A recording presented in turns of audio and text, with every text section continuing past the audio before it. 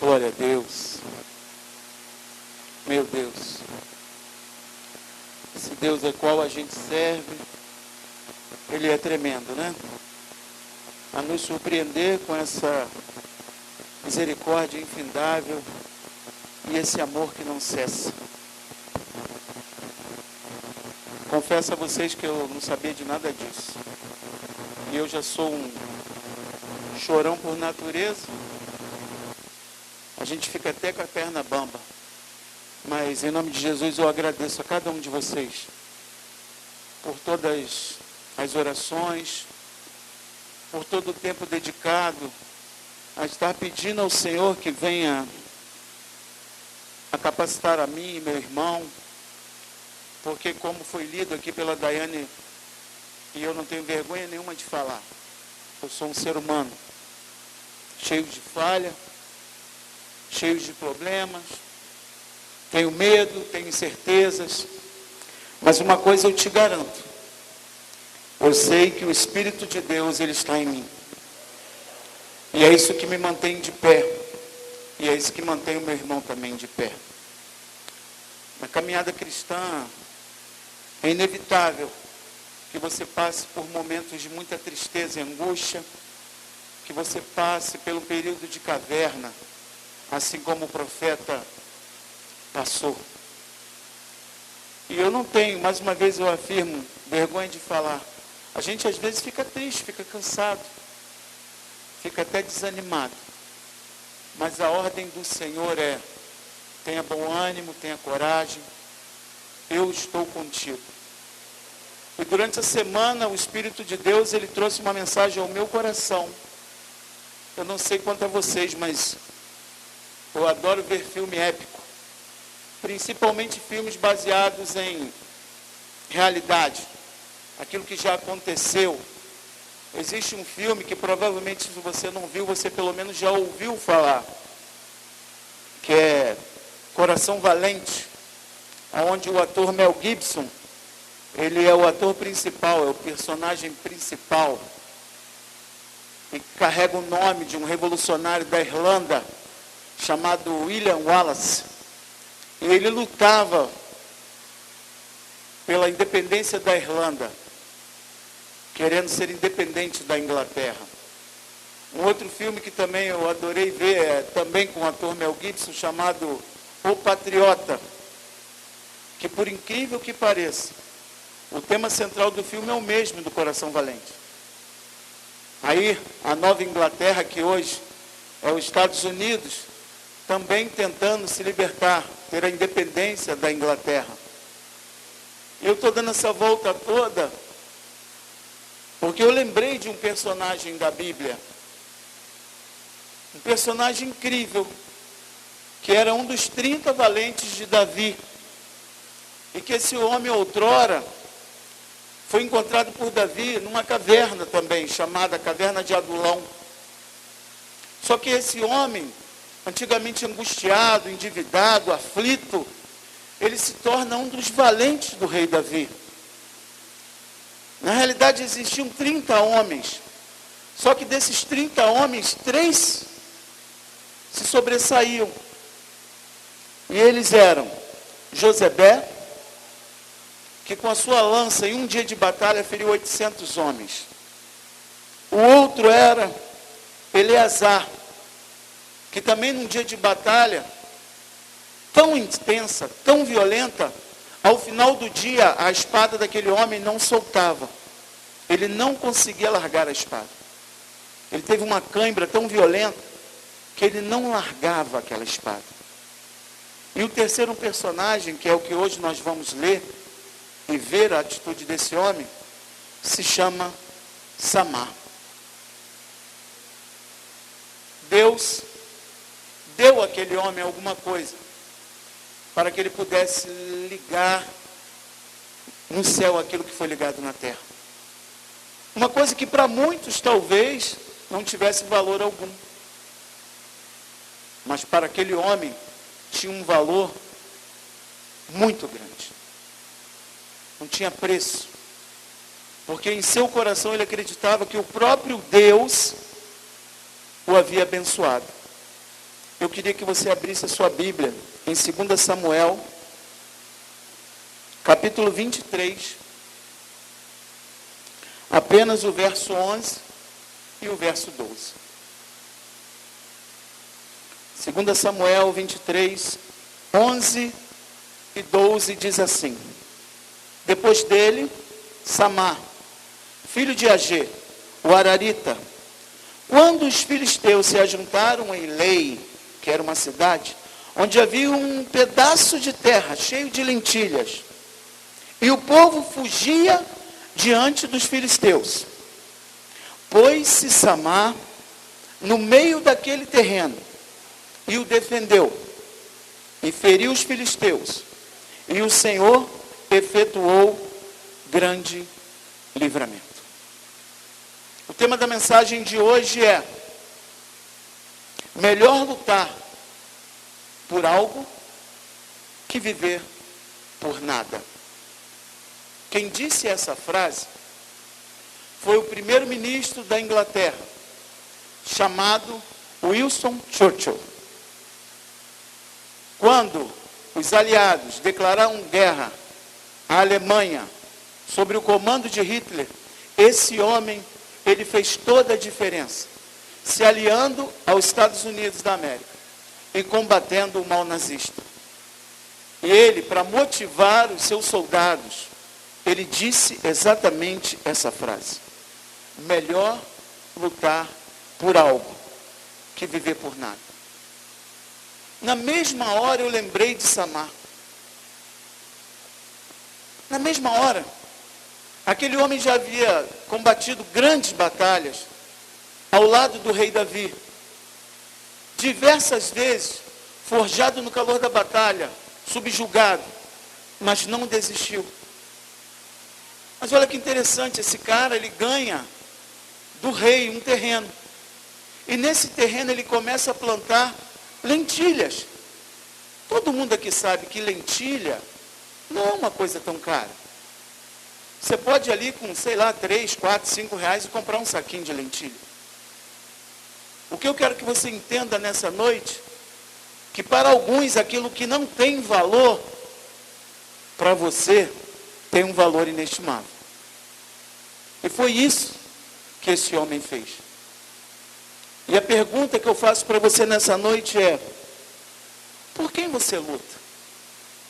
Ou por que você luta?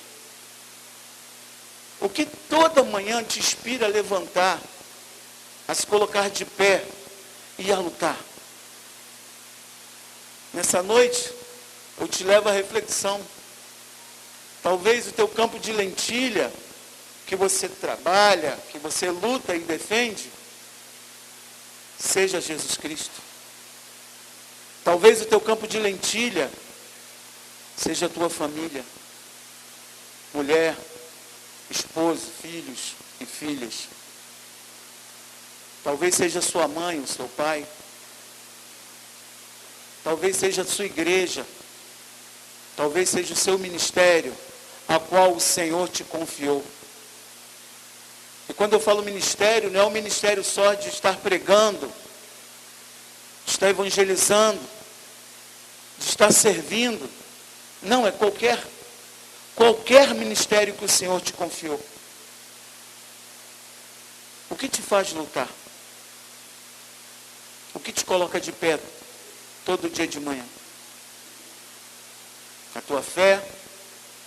Porque, como eu disse, a gente tem momentos de tristeza, e profunda tristeza. Mas essa tristeza, ela é momentânea, ela é passageira. Porque o Espírito do Senhor, ele habita em nós. E ele fala: filho, eu sei que você está triste, eu sei que você está cansado, eu sei que você tem chorado, mas eu te confiei uma missão. Te coloca de pé e luta por aquilo que eu te dei. Eu queria que nessa noite você lembrasse, lá do fundo do teu coração, quantas vezes você orou a Deus pedindo aquela bênção. E aquela bênção chegou. Ela veio. E talvez hoje você não tenha dado tanta importância e tanto valor por aquilo que um dia você orou. Talvez aquilo não tenha tanta importância mais na tua vida. Mas eu queria te lembrar que você pediu, você orou e Deus te deu. Nós temos um grande defeito e carregamos um grande problema em nossa caminhada, que se chama ingratidão. Muitos de nós são tremendamente abençoados, mas logo em seguida esquecemos daquela bênção e clamamos por outro, e clamamos por outro, e clamamos por outro, e clamamos por outro. Só que aquela bênção lá do início ficou para trás. E você já não agradece mais. Você é incapaz de tirar 5 minutos do teu dia e agradecer. Essa semana eu estava conversando com uma pessoa. E eu falei, meu Deus, quantas e quantas vezes o meu joelho dobrado, clamando pela vida do meu filho Diego, mais velho. Quantas e quantas vezes eu clamei pela vida desse jovem. Senhor, tira meu filho dessa vida. Ele é um escolhido teu, Senhor. Traz ele para a tua casa. Ele é meu filho. E quantas vezes eu e minha mulher, de madrugada, intercedendo e orando pela vida desse jovem. Isso é uma coisa que eu jamais posso deixar de agradecer a Deus. Eu não posso. Porque o Diego, ele é o meu campo de lentilha. E eu tenho que me posicionar todo dia em defesa desse campo de lentilha. A palavra de Deus que nós acabamos de ler diz que todo o povo correu. Menos um, Samar. Empunhando a sua espada, defendeu. Aqui não. Aqui não. Quem me deu isso aqui foi Deus. Eu vou lutar até o final. Não importa se você pensa que isso aqui não vale nada, mas para mim vale muito.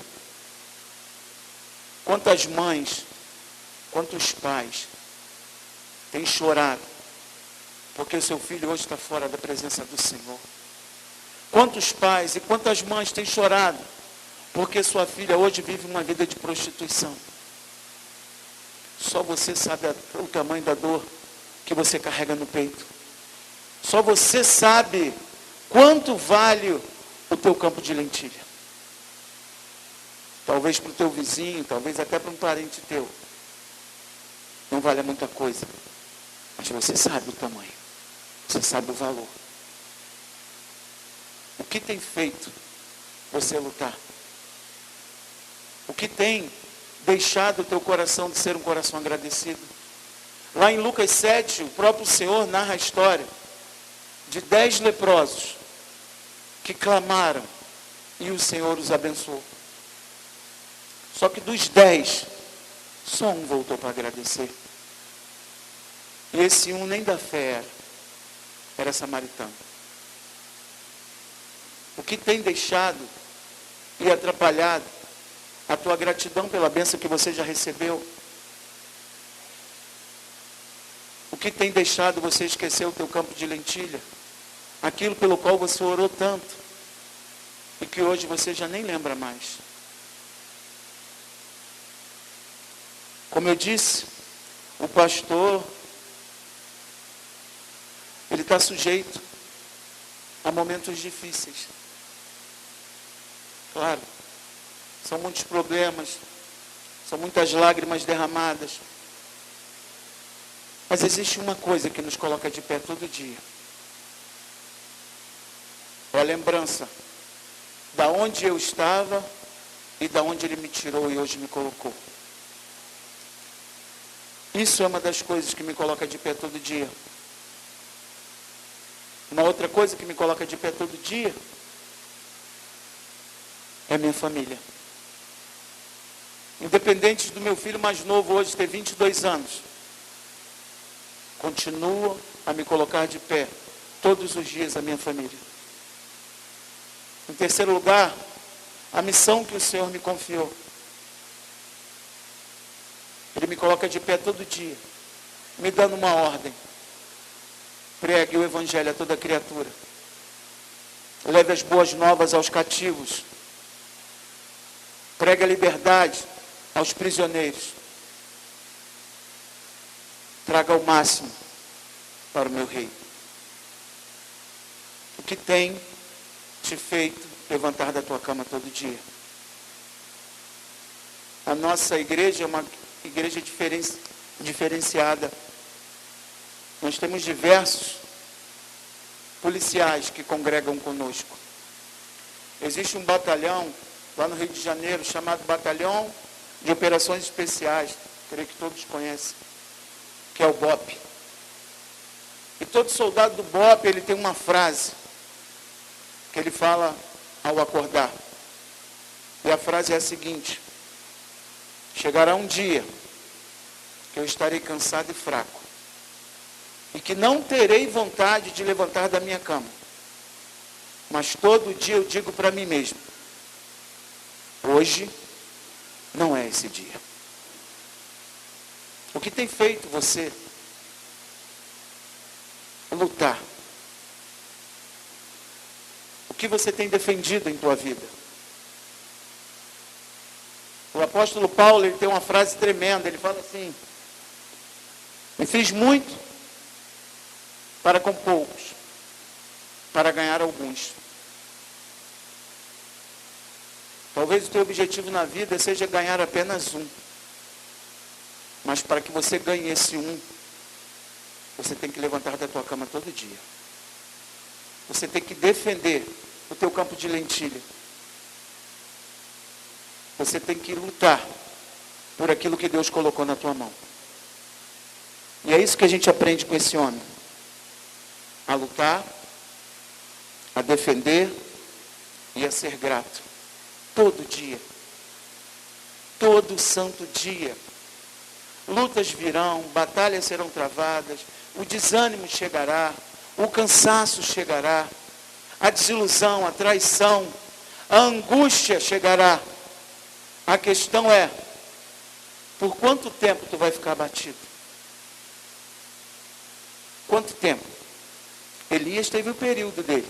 Até o nosso Senhor, na madrugada que estava para acontecer o martírio, ele chega ao ponto de falar: a minha alma se encontra tremendamente angustiada. Até ele disse isso. Eu sei que eu já disse, eu sei que muitos de vocês já disseram. A questão é que a angústia, ela não pode permanecer por muito tempo em nosso coração, porque fomos chamados por uma missão. Deus nos chamou para pregar as boas novas, para darmos exemplo, para onde a planta do nosso pé pisar, que haja luz. Aonde nós tocarmos, que o sal tempere. E é isso que eu quero trazer ao teu coração nessa noite. O que você tem defendido? Qual é o teu campo de lentilha? Aquilo que você orou para ter e hoje tem, você tem agradecido? Pense em todas as bênçãos que o Senhor te deu e que hoje você não lembra mais, nem sequer agradece. Coloca para a gente, por gentileza, 1 Josué, verso 9.